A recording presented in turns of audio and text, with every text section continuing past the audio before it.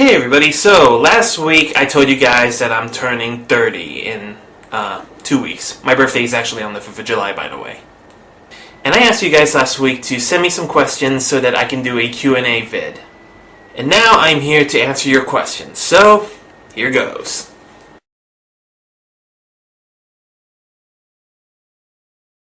I actually haven't seen Rumiko Takahashi's Urusei Yatsura, but I have seen some of her other animes before, her fame with Ranma Half.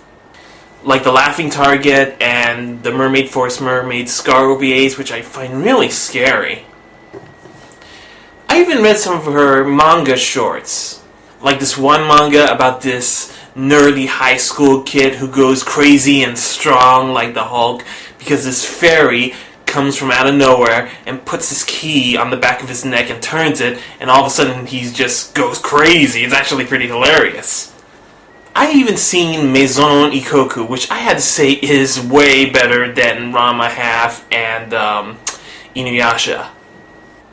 For me, Rumiko Takahashi knows how to use different genres to her imagination and her ideas, and she still does that with some of her recent animes. For me, she is still very talented, and I hope to see more of her work in the future.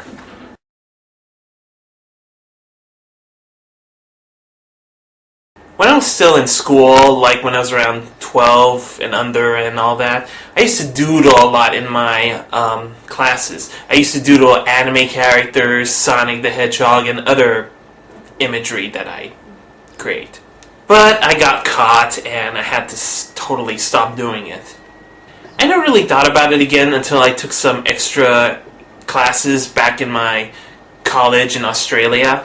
They were art classes and I ended up really loving it. And because of that, I decided to take my career into graphic designing.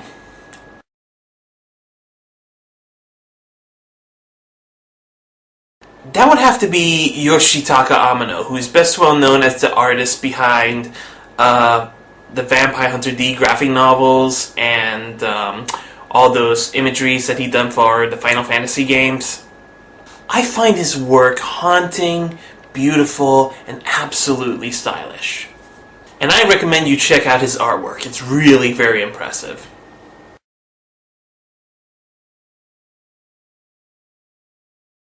Yes, I have. I actually seen so many of it, like Castle Cagliostro, Princess Mononoke, Laputa Castle in the Sky, Howl's Moving Castle, Spirited Away, and Ponyo. You're probably asking me this because you're wondering why I haven't reviewed any of them. Well, it's mostly because YouTube takes down Studio Ghibli animes. I mean, you should ask anime reviewer Vixen of 9. She got her YouTube channel taken away because she reviewed 3 Studio Ghibli animes.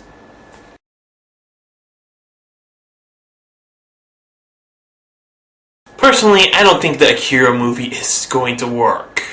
I mean, I've been hearing that they were going to make this movie since 1991, I think. And ever since Dragon Ball Evolution came out, me, and probably a bunch of other people, sort of lost confidence in seeing live-action movies based on animes being created. I mean, why couldn't the creator Akira just make a TV show based on the mangas? I think that would have made people happy. I just really have low hopes in seeing the Akira film coming to life as a live-action film.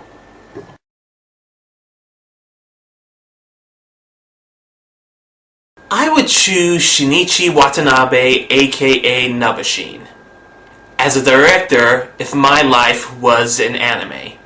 Why? Because I really need some comedic insanity in my life.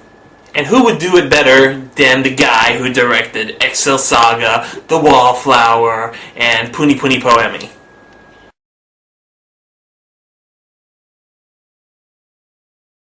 I have to say Godzilla because I'm more familiar with him than I am with Gundam. Plus, I mean, like, Godzilla has that radioactive fire coming out of his mouth, and that's pretty incredible. And also that no matter how many times the military tries to beat the shit out of him, he won't go down. The only way that Gundam would actually have a chance is that if the Godzilla is the American version from that Roland Emmerich movie. So, yeah, Gundam would win against American Godzilla.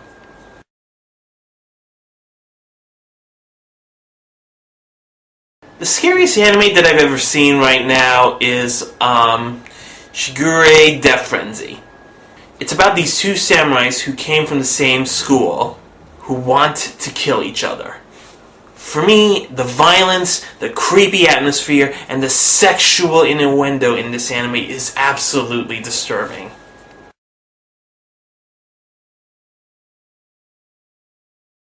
That would have to be Cain from the Legacy of Kain series. He is this badass vampire who rules the world of Nosgoth. He even has this sword called the Soul Reaver, where once he stabs a human being or some other creature with it, their souls will go into that sword.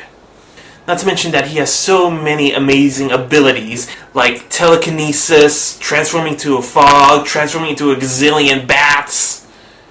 And not to mention that he has some cool ways to kill people, like taking their hearts from their chest. That is awesome. And not to mention that he is voiced by the ever so talented Simon Templeman. If you guys get a chance to play the Legacy of Kain series, please do. It's a really great game series.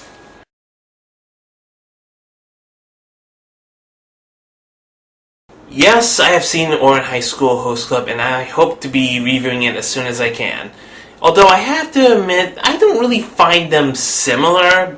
Well, maybe similar in genre, but not similar in story or characters.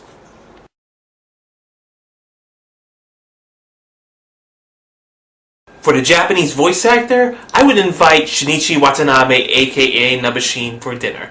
Now I know that he's a film director, but he's also an actor as well, so that sort of counts. The biggest reason why is because I would like to give him an interview and ask him why he makes such great animes of comedic insanity. And I want to ask if he is as crazy as the anime version of himself.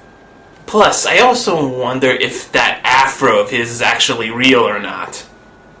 For English voice actor, I would pick Mary Elizabeth McGlenn.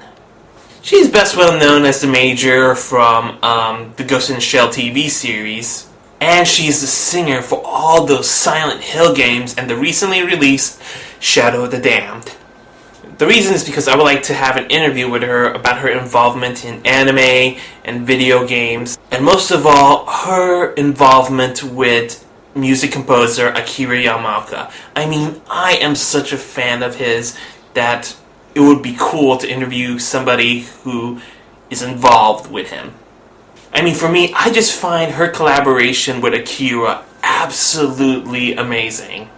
And it would be nice to really know more about it.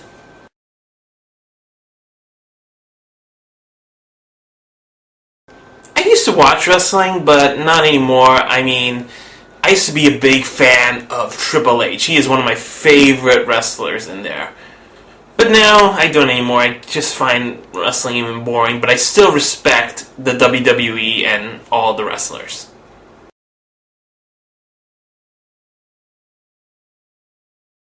For $1 million? Sure, I'll watch Green Green. I mean, at least it's not on my Buddha, because I would beat myself senseless if I watched that again.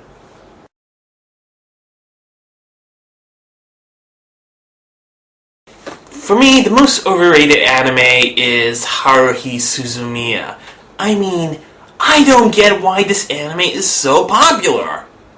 I mean, is it because of the dancing? And if you say it's the characters, I don't even buy that. I mean, Haruhi is an energetic bitch, Kyon constantly monologues, and the fact that Haruhi actually found a time traveler, an Esper, and an alien, I still don't see how she could actually find them. That's like a 1 in a million chance. Plus, for me, the story needed more Scooby-Doo mysteries to go with it, because I think that would have been a better story.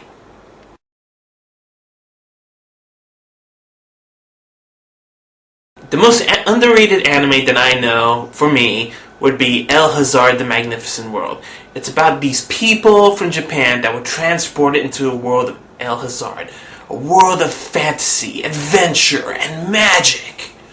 It's one of my favorite animes, and I felt that it's constantly being underappreciated because of its He-Man version of itself, Tenchi Muyo. Now don't get me wrong, I love Tenchi. But for me, I prefer El Hazard even better.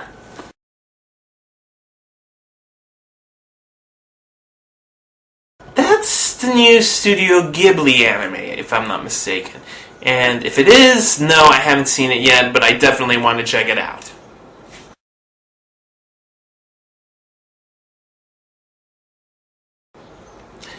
Sorry, dude, but I don't play PC games. I'm more of a console guy.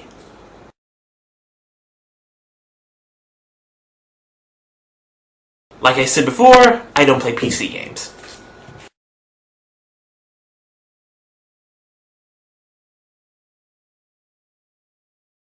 I have to say Crying Freeman because it's one of those live-action movies that really did its homework on both the anime and the manga. For one thing, it really takes both elements of the anime and manga and combine itself together while trying to be its own movie through the director's vision. Hell, I even think this movie is way better than the anime.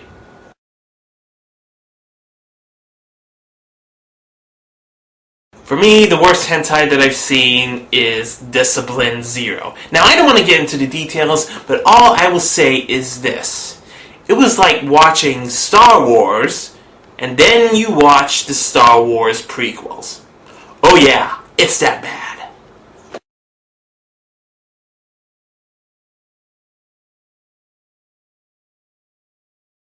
If somebody made an anime just for me, it should have the elements of drama, the supernatural, action, ultra-violence, tough guys, super hot babes, and most important of all, rock-hard music. And it better be some really kick-ass rock music.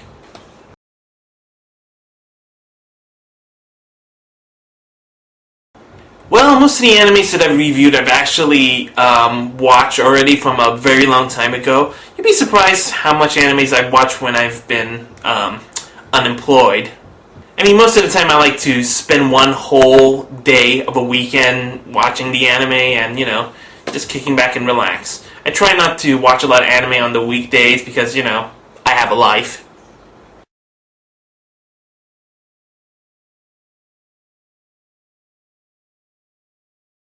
I think it's great that Marvel is making animes from their superheroes because there's some things that you can get away with anime that you can't get away with on American cartoons and on live-action TV shows. Hollywood movies make an exception.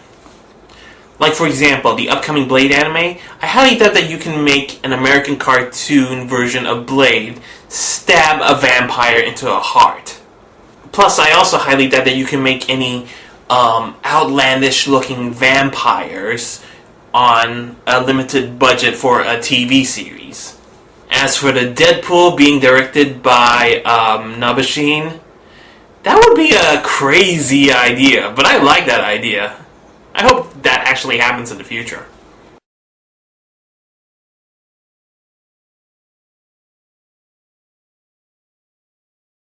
I have to go with Sonic on this one because I'm more familiar with him than I am with Mario.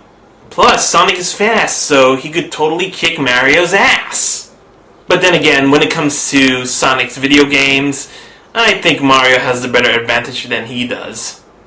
Remember that game when they said Sonic the Hedgehog will turn into a werewolf? That was the stupidest idea ever. I really felt that Sonic shouldn't have been in the 3D age.